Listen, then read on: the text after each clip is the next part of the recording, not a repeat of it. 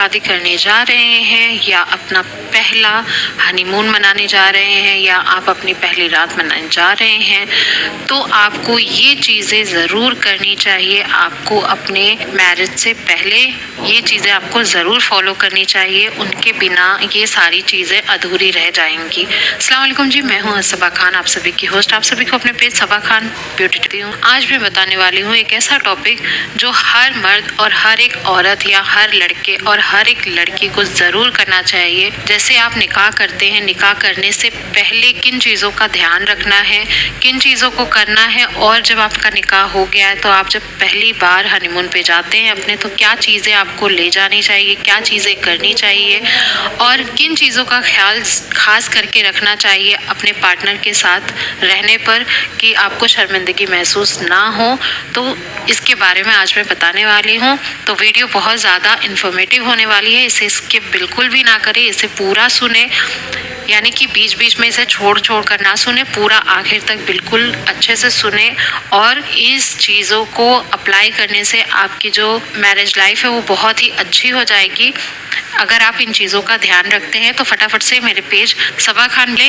तो चलिए वीडियो की शुरुआत करते हैं।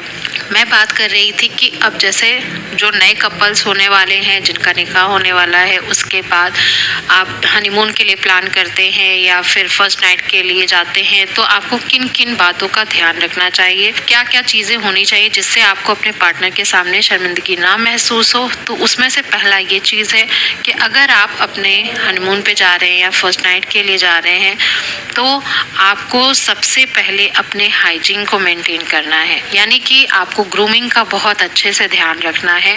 ग्रूमिंग का मतलब ये है कि आपको अपने नीचे के बाल अच्छे से हटा देने हैं, साफ सुथरा रखना होता है, जिससे कि आपको किसी भी तरह के अपने पार्टनर के आगे शर्मिंदगी ना महसूस हो, ऑकवर्ड ना लगे, और आपको करते वक्त बिल्कुल कॉन्फिडेंस आएगा अगर आप ये चीज़ फॉलो करते हैं तो।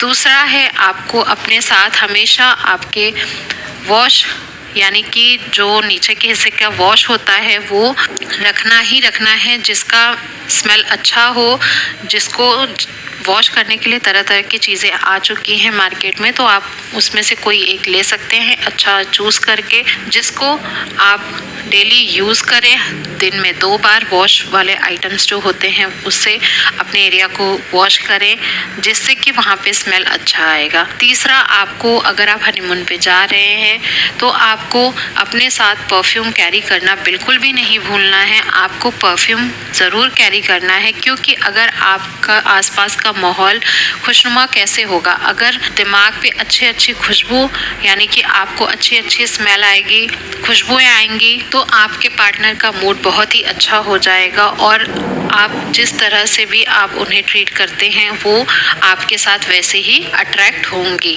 मुतमईन होंगी। चौथा है कि आपका कम्युनिकेशन एक बहुत ही बेहतर होता है आपस में मियाँ बीवी के लिए, खास करके हनीमून पे या पहली रात को इसलिए होता है क्योंकि अगर आप कम्युनिकेट नहीं कर पाते अच्छे से, आप उनकी चीज़ों को नहीं समझ पाते और वो आपकी चीज़ों को नहीं समझ पाती, तो फिर आपको मिसअंडरस्टैंडिंग बहुत सारी हो जाती है पहले रात से ही।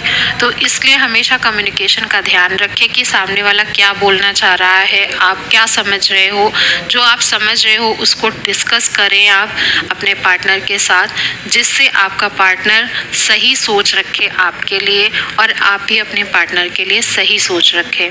पांचवी चीज़ है सबसे इम्पॉर्टेंट और सबसे बेहतर चीज़ जो होती है कि आप एक दूसरे को अच्छे से जब आप कम्युनिकेट कर लेते हैं तो आप उस स्टेप पर पहुंच जाते हैं कि जब आप दोनों के दरमियान कुछ भी नहीं होता, आप दोनों बिल्कुल एक दूसरे से बहुत ही ज़्यादा क्लोज होते हैं।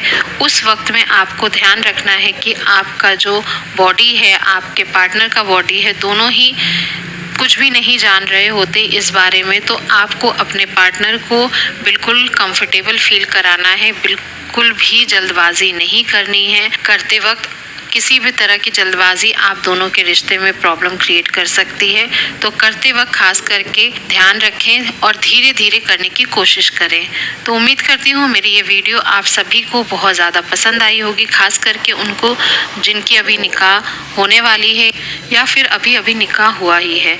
तो मेरे इस वीडियो को पूरा देखने के लिए आप सभी का बहुत बहुत शुक्रिया। मेरे पेज सबा को करना ना भूलें। तो मिलते हैं अगली वीडियो में अगले टॉपिक के साथ। तब तक के लिए अपनी सबा को दीजिए इजाज़त। खुदा हाफिज।